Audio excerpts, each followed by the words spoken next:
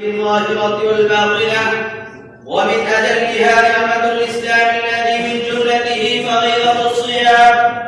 وأشهد أن محمدا عبده ورسوله أتقى من صلى وصام، صلى الله عليه وعلى آله وأصحابه البررة الكرام وسلم تسليما كثيرا.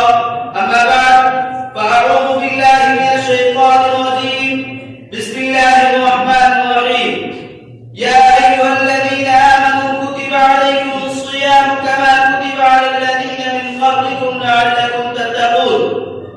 أيها الإخوة المسلمون والزملاء المكرمون، إن صوم رمضان لله عبادة فاضلة، وهو أحد أركان الإسلام الخمسة شرع الله لعباده رحمة وإحسانا، وفرض عليهم هذا الشهر وحكم عليهم أداءه بوجه تستيقظ به التقوى في قلوبهم وتنقمع ثمرة الشهوة في نفوسهم، ويدركون معه فوائد الصوم الروحية والأدبية والاجتماعية والصحية.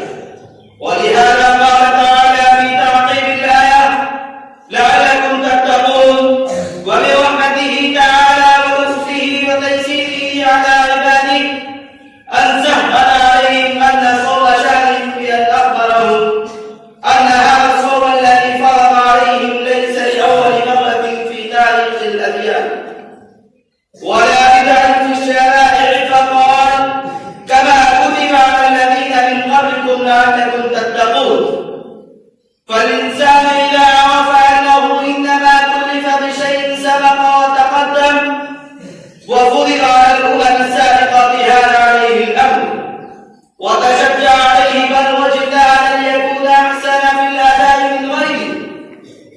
أيها السادة، كل ذلك برحمة الله تعالى بنا نحن المسلمين أن جعل هذا الشهر شهر مغنم وارباح، شهر الصفاء الروحي، شهر تطهير النفوس والقلوب، فعلينا أن نغتنمه بالعبادة وكثرة الصلاة وقراءة القرآن والذكر بالتسبيح والتكبير والاستغفار والعفو للناس والإحسان، ونزيل العداوة والبغضاء بيننا والشحناء، ونتحلى بالتقوى ونمنع جوارحنا من محارم الله، كما يجب أن يتجنب كل منا اللغو والسماع والألفاظ المبتذلة حتى إذا جاد له سفيه أو سابه بذيء أعرض عنه قائلا: اللهم إني صائم، اللهم إني صائم، ولا يرد عليه بالمثل.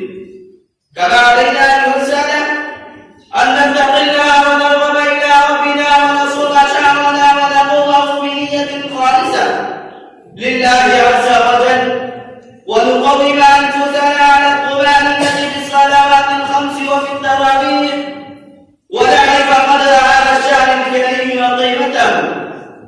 فلرضي الله تعالى وإياكم كل ما نرجو من صيام شهر رمضان وقيامه، وتقبل منا جميعا صومنا وصلاتنا، وعاد هذا الشهر المبارك علينا وعلى المسلمين جميعا بالخير والبركات. والسلام عليكم ورحمة الله وبركاته.